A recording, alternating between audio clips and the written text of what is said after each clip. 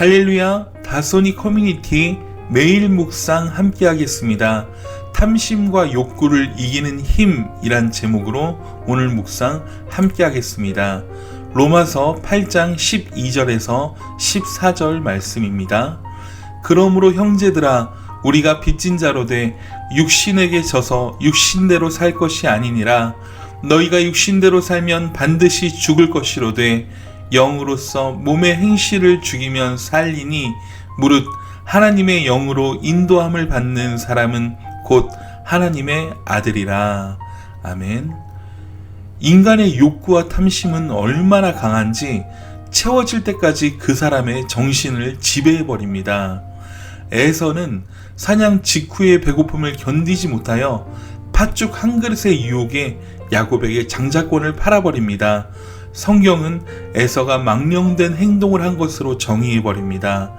나아만의 문둥병을 고쳐주고도 아무 살이를 받지 않는 엘리사를 탐탁치 않게 여기던 그의 사환 게하시는 나아만을 뒤쫓아가 거짓말을 합니다.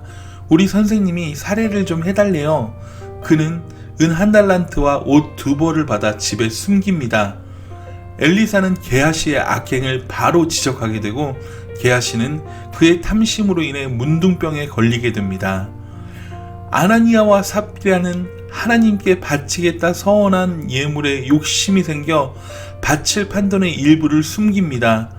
베드로는 너희가 사람을 속인 것이 아니요 하나님의 성령을 속인 것이라 지적하며 아나니아를 책망하게 됩니다. 이 부부는 이날 다 죽게 됩니다. 탐심과 욕망은 거짓말을 하게 만듭니다.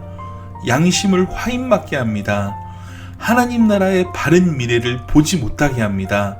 신앙자의 가치와 교회의 가치를 떨어뜨려 버립니다. 오늘날의 뉴스의 지면을 덮는 기사들과 함께 종교계의 기사들을 보면 아름다운 기사보다는 슬픈 기사들이 더 많습니다. 대다수의 기사가 탐심과 욕구에 의해서 벌어진 부정의 폭로가 주를 이룹니다. 성공한 지도자가 욕심으로 인해 탐심으로 인해 쌓아왔던 자신의 가치와 명예를 한순간에 나락으로 떨어뜨리는 것을 볼 수 있습니다. 일부 교회의 잘못된 처사로 인해 세상이 교회의 진정한 가치를 보지 못하게 만드는 경우를 볼 수 있습니다. 우리도 마찬가지입니다. 우리가 성령의 통치와 인도함을 외면해버리고 우리의 욕심을 따르는 순간 우리가 쌓아가는 신앙의 완성도, 우리의 삶도 철저히 망가지게 되는 것입니다. 우리는 한번 깊이 생각해 보아야 합니다.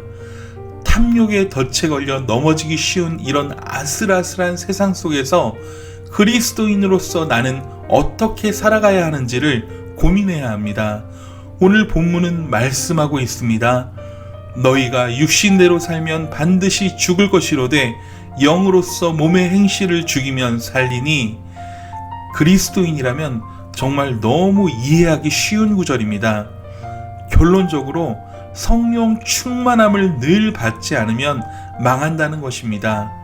즉, 이제부터 저와 여러분은 성령 충만을 받기 위한 그러한 삶을 결정해야 한다는 것입니다.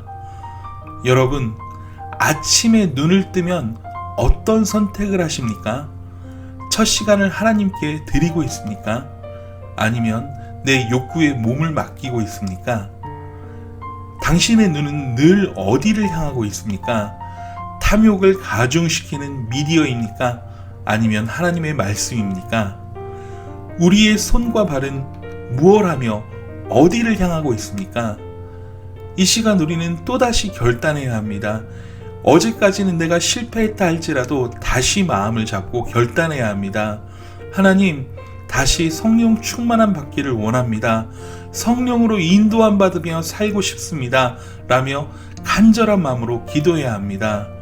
우리는 성령 충만의 열매가 맺혀져야만 이길 수 있습니다. 성령의 열매인 절제의 열매가 있으면 탐심과 욕구들을 정복해 나갈 수 있습니다. 이 세상 전체가 탐욕할지라도, 이 세상이 욕심으로 뒤덮여 있어도 이 열매가 맺혀지면 이어나갈 수 있는 것입니다. 넘어질 수밖에 없는 이 세상, 걷잡을 수밖에 없는 타락의 길을 갈 수밖에 없는 우리에게 하나님은 성령 충만을 통해 절제의 열매를 통해 아름다운 인생을 살 수 있게 해주셨습니다. 이 시간 저와 여러분이 결단하고 매일매일 성령의 인도를 사모한다면 저와 여러분은 성령 충만으로 세상을 이기게 될 것입니다. 여러분, 오늘 하루도 꼭 성령으로 승리하십시오. 사랑하고 축복합니다. 샬롬.